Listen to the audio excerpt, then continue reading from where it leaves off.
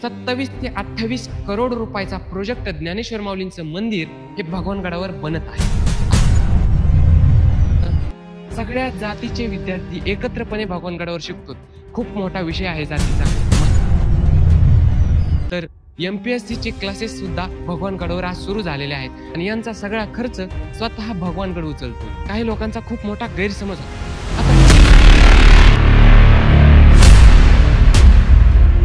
दिनांक 4 फेब्रुवारीची ही गोष्ट आहे, वार सोमवार. तर भगवानगडाचे महंत डॉक्टर नामदेव महाराज शास्त्री तिथं उपस्थित होते. ते जे गाव आहे भालगाव, तिथं 74 लाख रुपये देणगी झाली आणि ही देणगी भगवानगडाच्या विकासाच्या कामासाठी झाली. भगवानगडाला देणगी देणं लाखो करोडो रुपये लोक देतात, ही काही नवीन गोष्ट नाही. ही एक प्रथा आहे.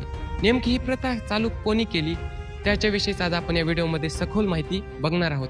आणि ती जमा केलेली रक्कम जे असते ना, ती खर्च कुठे केले जाते नॉर्मली, याचा पण आढावा आपण या व्हिडिओमध्ये घेणार आहोत. असं नाही की एका गावामध्येच देणगी मिळते, तर महाराष्ट्रातील असे भरपूर गाव आहेत जिथून की भगवानगडासाठी देणगी येते, ते पण कोट्यावधींच्या संख्येत. काही ठिकाणी तर 1.5-2 करोड पर्यंत सुद्धा देणगी पोहोचलेली आहे. ही जी देणगी देतात ते ऊसतोड कामगार. म्हणजेच महाराष्ट्रामध्ये असे भरपूर गाव आहेत की जिथे देणगी देण्यासाठी सुद्धा स्पर्धा लागते लोकांची. आणि अशा प्रकारे देणगी देण्याची प्रथा मला तर वाटत नाही महाराष्ट्रात कुठं असं नाही. अशी देणगी जमा करण्याचा नेमका उद्देश काय आणि ती देणगी जाते कुठे आणि जे गावं ती देणगी देतात ते गावं कोणती आहेत ते सगळं आपण या व्हिडिओमध्ये बघणार आहोत. तर मित्रांनो, तुम्हाला पूर्ण माहिती मिळेल की भगवानगड नेमका चालतो कसा आणि ती देणगी नेमकी कुठे जाते, तिचं नियोजन काय असतं किंवा ती वापरली कुठे जाते, अशा बऱ्याच काही गोष्टी. आणि जे गावं त्या देणगीला देतात गडासाठी, त्या देणगीचं गड कुठं त्याचं व्यवस्थापन नीट नाटकं करतो, हे सगळं आपण भगवानगडाविषयी माहिती या व्हिडिओमध्ये पाहणार आहोत. तर मित्रांनो, व्हिडिओ सुरू करण्याच्या आधी एक महत्त्वाची सूचना. आपलं जे चॅनल आहे त्याला तुम्ही जर सबस्क्राईब केलं नसेल तर आत्ता सबस्क्राईब करून घ्या. हा व्हिडिओ जास्तीत जास्त शेअर पण करा आणि ती बेल आयकॉनचं बटन नक्कीच दाबा, कारण आमचे नवनवीन अपडेट तुम्हाला या चॅनलवर मिळत राहतील. भगवानगड विकास आणि या आकडा देणगीचा कार्यक्रम नेमका कसा होतो तेच आपण या व्हिडिओमध्ये बघणार आहोत. तसं बघायला गेलं तर ही प्रथा मुळातच संत भगवान बाबांपासून सुरू झालेली आहे. गावात जेवढे उंबरे असतात, जेवढे घरं असतात, तेवढे लोक देणगी देतात. असं नाही की प्रत्येकानं फिक्सच देणगी दिली पाहिजे. जे प्रत्येक लोक आपापल्या हिशोबाने, म्हणजेच कोणाला 5,000 द्यायचे, कोणाला 10,000 द्यायचे, अशी देणगी देतात. तर मित्रांनो, पहिल्या काळामध्ये जेव्हा आपले भगवान बाबा होते त्यावेळेस ही प्रथा धान्याची होते, नंतर ही प्रथा देणगीची आली आणि आता आपले जे बाबा आहेत ती सध्याला आपली प्रथा सुरू आहे आकड्याची. आता असं नाही की आकड्याची जी प्रथा सुरू आहे का ओनली तुम्ही आकडेच द्या. तसं लोक भरपूर प्रमाणात खूप मोठ्या संख्येने जमा होतात आणि देणगी देतात. पण असं नाही की त्या माणसाने देणगीच द्यावी. बरेचसे लोक गडावर धान्य आणून देतात. बरेचसे लोक गडाची खूप मदत म्हणजे श्रमदान करतात. आता भगवानगडाचा जो आसपासचा जेवढा परिसर आहे त्या परिसरातले लोक भगवानगडावर प्रत्येक काही एका ठराविक वारी सेवेसाठी गडावर येतात. म्हणजेच माऊली मंदिर सुरू आहे आता आपल्या गडावर बनण्यासाठी, तर माऊली मंदिराच्या श्रमदानासाठी म्हणजेच दगड वगैरे आत टाकण्यासाठी भरपूर प्रमाणात लोक गडावर येतात. अशी ठराविक गावं आहेत, म्हणजे एक गाव झालं की दुसरं गाव, असे लोक गडावर येतात. लोक देणगी म्हणजे आकडा देतात, श्रमदान करतात, कोणी धान्य आणून देतं, कोणी म्हणजे ज्याला जसं जमन त्याच्या हिशोबाने तो सेवा करतो भगवानगडाची, म्हणजेच भगवान बाबांची. तर मित्रांनो, आता तुमचा खूप मोठा गैरसमज दूर होणार आहे. बऱ्याच लोकांचा गैरसमज असा आहे की एवढा लाखो करोडोची जी देणगी येते, एवढा मोठा जो आकडा येतो, तो आकडा डायरेक्ट तुम्ही नामदेव महाराज शास्त्री म्हणजेच आमचे गुरुवर्य यांना देता. तर असं बिलकुल नाहीये. तुम्ही हा आकडा त्यांना देत नाही मुळीच. या आकड्याची सविस्तर पावती बनते, म्हणजे हा आकडा जो तुम्ही देताना हा व्यवस्थित बँकेत जमा होतो आणि या पैशांचं नियोजन हे भगवानगडासाठीच केलं जातं.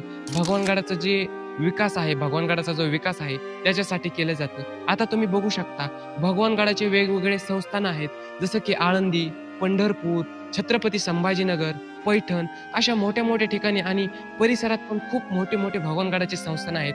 तर अशा संस्थानांना, त्या संस्थानांचा विकास करण्यासाठी आणि भगवानगडाचा विकास करण्यासाठी ह्या पैशाचं व्यवस्थित व्यवस्थापन केलं जातं. आणि तसंच तुम्ही एक वाक्य पण ऐकलंय भगवान बाबांचं की 1 एकर विका पण मुलगा शिकवा. आता मुलगा शिकवा ह्याच विषयाला धरून म्हणजे भगवान बाबांना त्यावेळेस ज्ञानेश्वरी विद्यापीठ खोललं भगवानगडावर, किंवा भगवान विद्यालय म्हणून एक शाळा पण खोलली की इथंच या भगवानगडाच्या परिसरामध्ये ती शाळा आहे. भगवान शिक्षण प्रसारक मंडळ वसतिगृह छत्रपती संभाजीनगरला पण आहे. आता मित्रांनो, हा पैसा नेमका लावला कुठे जातो हे तर तुम्हाला समजलेलं आहे. हा पैसा लावला जातो हे अजून काही ठिकाणी लावला जातो हे तुम्हाला माहित नाही, ते पण मी सांगणार आहे. तुम्ही आजपर्यंत ऐकलं असेल, माझ्या तोंडून नाही तर बाबांच्या तोंडून पण ऐकलं असेल, म्हणजेच आपले डॉक्टर नामदेव महाराज शास्त्री यांच्या तोंडून तुम्ही बऱ्याच वेळा ऐकलं असेल की भगवानगड हा ज्ञानदान देतो, अन्नदान देतो. भगवानगडावर अन्नदान हे 24 तासापैकी नाही म्हणलं तरी दिवसातून 14 तास म्हणजे पूर्ण दिवसभर अन्नदान होत राहतं.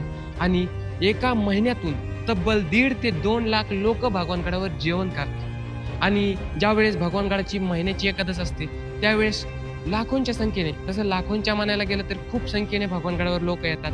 त्यांच्या उपवासाचं नियोजन सध्या स्वतः भगवानगड करतो, जसं की साबुदाणा भगर वगैरे. असं भगवानगडावर विद्यार्थी शिकतायत, जसं की आम्ही सगळेजण.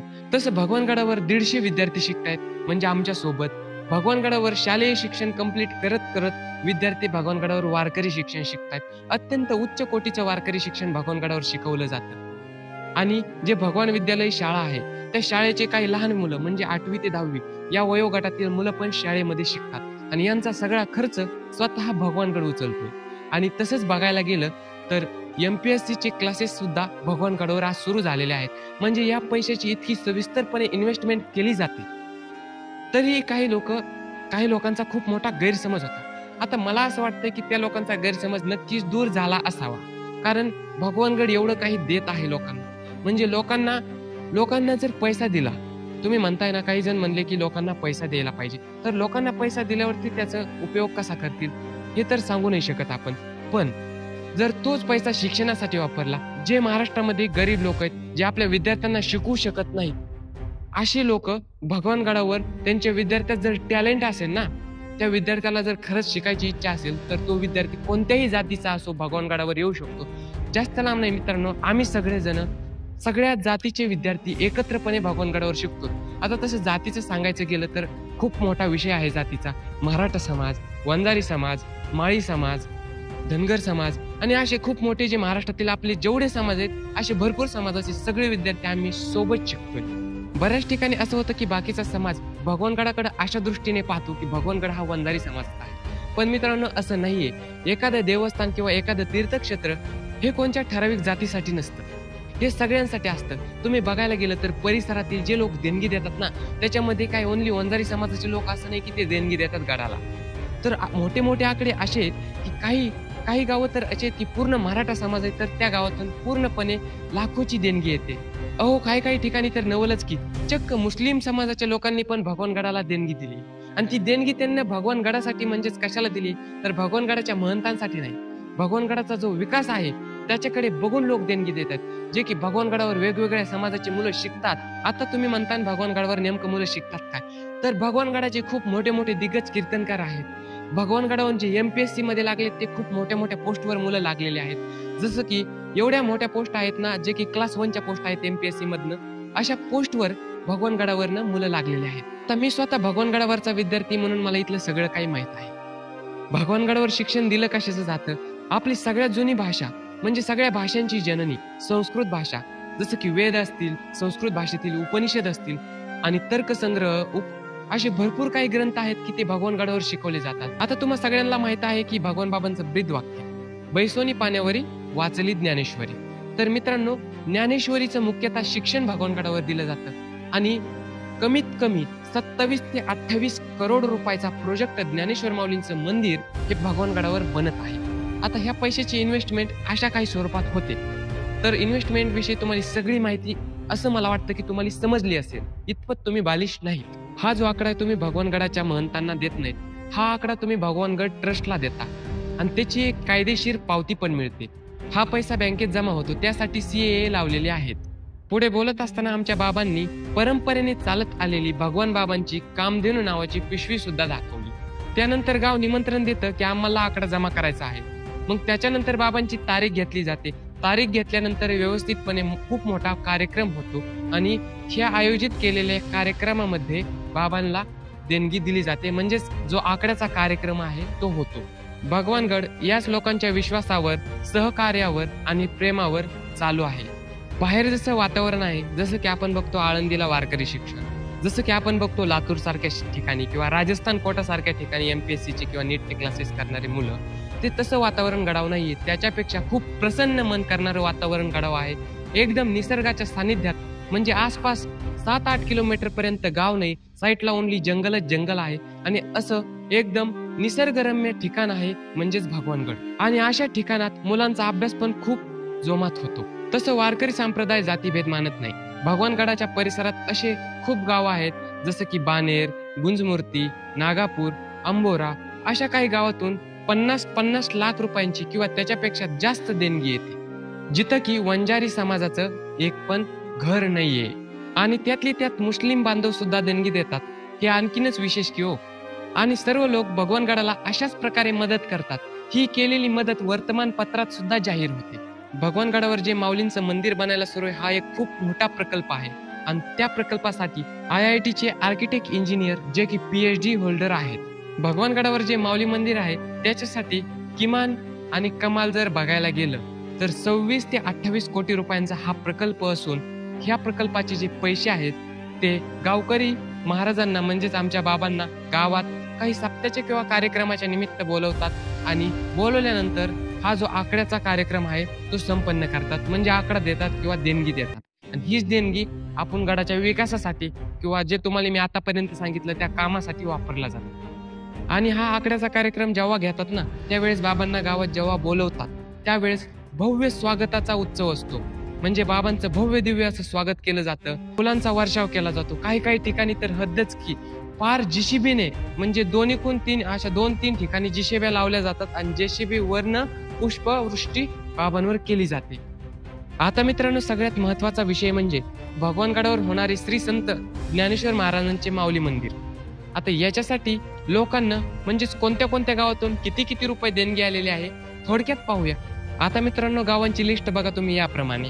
खरवंडी कासार, तालुका पाथर्डी, जिल्हा अहिल्यानगर, 1.5 कोटी रुपये. नालेवाडी, तालुका अंबड, जिल्हा जालना, देणगी 1,40,00,000 रुपये. दुनगाव, तालुका अंबड, जिल्हा जालना, देणगी 1,23,00,000 रुपये. जिल्हा संभाजीनगर, देणगी 1,11,00,000 रुपये. कोठारबंद, तालुका वडवणी, जिल्हा बीड, देणगी 1,01,00,000 रुपये. बरडखेडा, तालुका बदनापूर, जिल्हा जालना, 85,00,000 रुपये देणगी. बावी, तालुका शिरूर, जिल्हा बीड, देणगी 81,00,000 रुपये. हिवरशिंगा, तालुका शिरूर, जिल्हा बीड, देणगी 77,00,000 रुपये. पाचोड खुर्द, तालुका पैठण, जिल्हा संभाजीनगर, देणगी 76,00,000 रुपये. ठाकूर पिंपळगाव, तालुका शेवगाव, देणगी 70,00,000 रुपये. हे 150 लोकांचं गाव असून सुद्धा 70,00,000 रुपये देणगी या गावानं दिलेली आहे. असं बघायला गेलं तर भरपूर गाव आहेत, सांगायला गेलं तर सगळा खूप टाइम वेस्ट होईल. अशी भरपूर गाव आहेत की जे लाखो किंवा करोडो रुपयांनी भगवानगडाला देणगी देतात आणि त्याचं व्यवस्थापन नीटनाटकं होतं. ही मदत तसं बघायला गेलं तर याच्यामध्ये सगळ्यांचा समावेश आहे, जसं की ऊसतोड कामगार, शेतमजूर, शेतात काम करणारे शेतकरी, नोकरदार, हे सगळे मिळून भगवानगडाला पैसा पुरवतात किंवा आकडा देतात. आणि हा सगळा जो भगवानगडाचा भक्तगण आहे तो स्वखुशीने भगवानगडाला देणगी देतो. भगवानगडावर जे ज्ञानेश्वर माऊलींचं मंदिर होत आहे ते काळ्या पाषाणातील मंदिर आहे. सुमारे त्याचं आयुष्य 1000 वर्ष आहे. महाराष्ट्रातील पहिलं असं मंदिर आहे की जे 3x3च्या दगडामध्ये होत आहे. भगवानगडाच्या अमृत महोत्सवानिमित्त 2026च्या अखेरीस हे मंदिर पूर्णत्वाला जाईल. म्हणजेच या मंदिराचं जेव्हा बांधकाम सगळं पूर्ण होईल त्यावेळेस भारताचे पंतप्रधान नरेंद्र मोदी ह्या मंदिराचं लोकार्पण करण्यासाठी येणार आहेत. तर मित्रांनो, तुम्हाला भगवानगडाविषयी माहिती किंवा नवनवीन अपडेट, माऊली मंदिराविषयी व्हिडिओज किंवा वारकरी संप्रदायाविषयी नवनवीन माहिती जर पाहिजे असेल तर आपल्या या YouTube चॅनलला सबस्क्राईब नक्की करा. आणि आजचा व्हिडिओ कसा वाटला कमेंटमध्ये तुमचं मत नक्की सांगा. धन्यवाद. भेटूया पुढच्या व्हिडिओमध्ये. तोपर्यंत रामकृष्ण हरी.